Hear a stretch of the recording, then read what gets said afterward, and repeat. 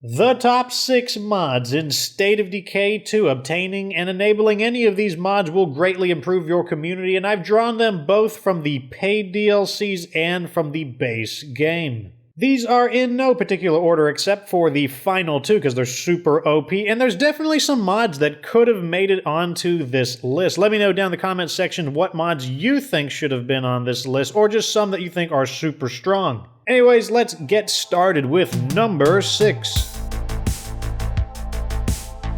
The CNC Mill, the answer to your parts problems. You can get this mod from looting warehouses, though it isn't too common. A better way to get it is to use your trade depot to call in a material vendor and then buy it for about 500 influence. This mod fits into things like workshops, forges, and auto shops. It does require power to operate, and what it does is convert materials into parts at the best rate. On Standard Zone, it will convert 3 materials into 90 parts, while on Nightmare Zone, it will convert 6 materials into 90 parts. But either way, regardless of the difficulty you're in, it's the best conversion of materials into parts. The reason why this is so good is because once you max out your base, you've upgraded everything to the best it can be, well, suddenly materials lose a lot of their value, and at the same time, materials are really common. On the other hand, you always need more parts repairing weapons or repairing your vehicles, and this ensures you will have a very steady flow of parts.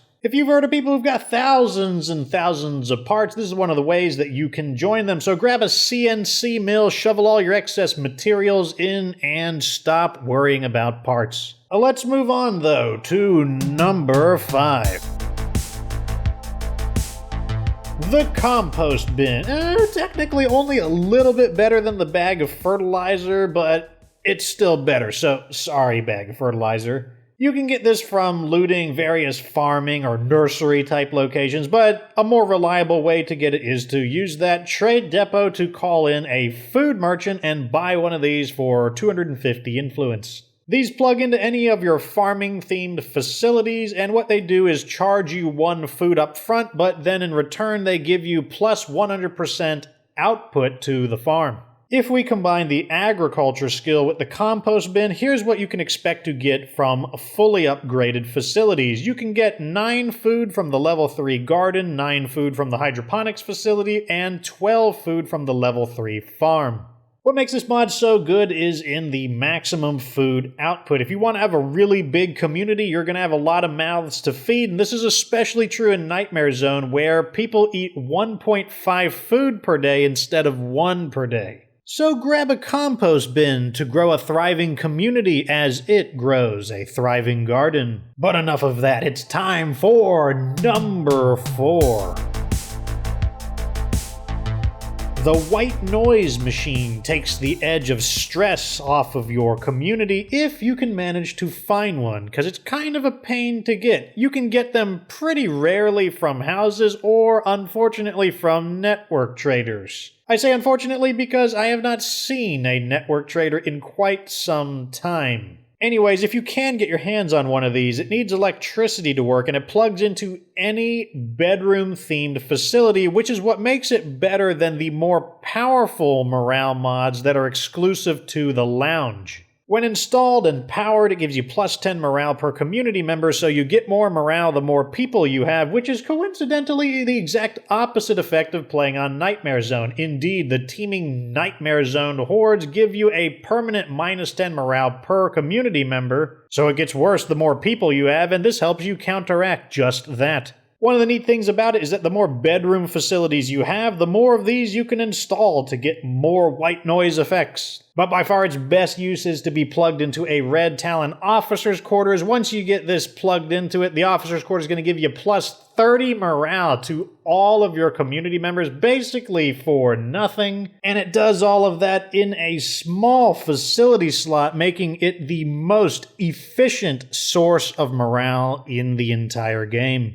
Having high morale is useful because you build faster, your facility actions go faster, you get more EXP, but even more important than that is what it protects you from. Because having low morale, on the other hand, will cause your community members to fight against each other, which will further lower their morale, and that can lead to people destroying your supplies. Yes, you can just randomly lose supplies if your morale isn't high enough. So keep everybody chill in your community, protect your supplies, grab a white noise machine, plug it into a Red Talon officer's quarters if you've got it, but even if you don't, it's still a really good mod. Anyways, let's move on to number 3.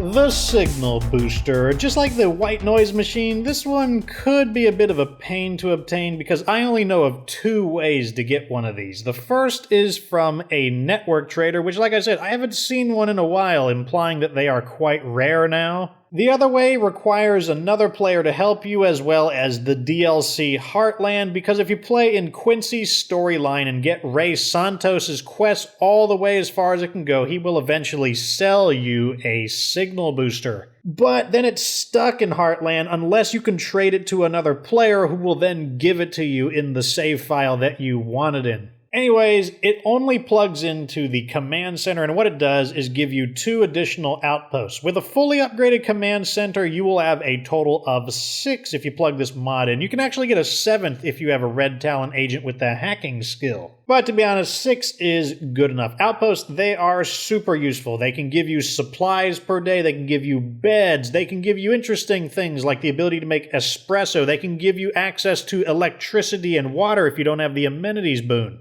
But at the fundamental level, they are your home away from home, a place to drop off resources or resupply. Strategically placed outposts might be what save you if your car blows up and you need somewhere to get a repair kit. So hopefully you can get your hands on a signal booster, probably from a network trader, maybe from Ray Santos if you've got a buddy who will help you, but enough playing around. It's time to get to the OP mod, starting with number 2. The Fireworks Crafting Station. This is the only paid DLC item. You can't get it any other way except by owning the Independence DLC. If you do own it though, it's accessible from one of your Independence radio commands. This mod plugs into any facility that has a mod slot, no restrictions. And what it does is allow you to build the Independence disposable weapons, some of the distractions, but most importantly, the ammo, the pyro launcher ammo.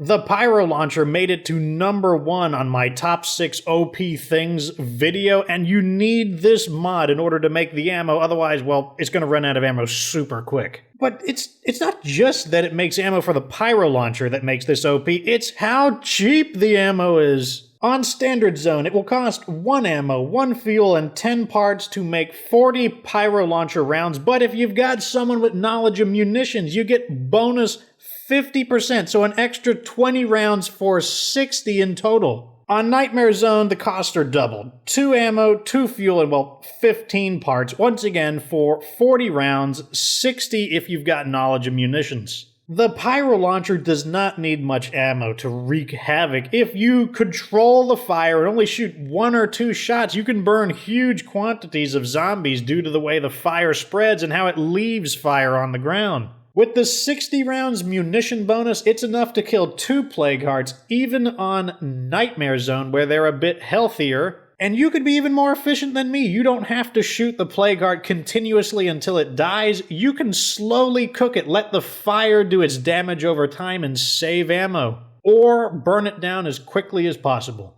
If you have the Pyro Launcher and this mod, it is absolutely going to transform your game because both this and the Pyro Launcher are absolutely OP.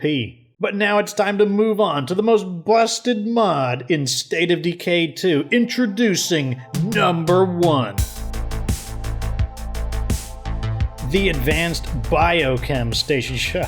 More like the Advanced Cheat Code Station. The way you get this is by doing mysterious quests. There are actually several mysterious quests, and the one that you want involves helping some plague researchers getting a cure, and when you go get their cure, you'll find the Advanced Biochem Station in the same crate that the cure is in. You won't really be able to tell which mysterious quest is which, so keep responding to them all until you find the right one. Anyways, when you do get this mod, it will plug into the infirmary, and what it does is let you build 6 different items, but there's only 3 I want to talk about to prove my point. The scent block, which is rather expensive. It does cost 25 samples to get 1 batch of 3. However, applying this to yourself will make you invisible to the zombies, or close to invisible, for 5 minutes. The zombie, which is the biggest zombie lure in the game, but in addition to that, it doesn't distract the zombies, so they arrive angry and ready to feast, so just throw it in the window of somebody you really hate. The zombies arrive to eat their brains. You've got scent block on so they won't notice you, or you can just use it to gather them all up in one place in order to complete your bounty broker objectives quicker. And the highly poisonous bloater cloud grenades, which will typically kill a human even on Nightmare Zone in one grenade. They're also explosive when they get ignited by fire, and the explosions can kill a Plague Art in 2 blasts on Nightmare Zone. Combine these 3 items together and inject fantasy into State of Decay 2 because you effectively become a necromancer. Use the zombie to direct your zombie minions. Use the scent block to be immune to your own minions. And then if some grumpy humans are not dying fast enough to the zombies, just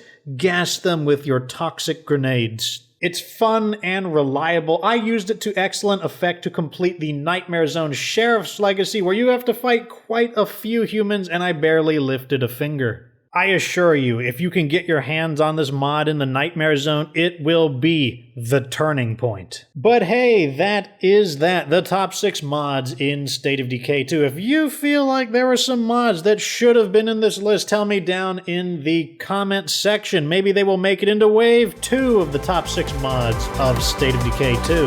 But that's that. Like this video if it was entertaining. Subscribe for future State of Decay 2 content. Of course, remember that you don't have to be good to get good.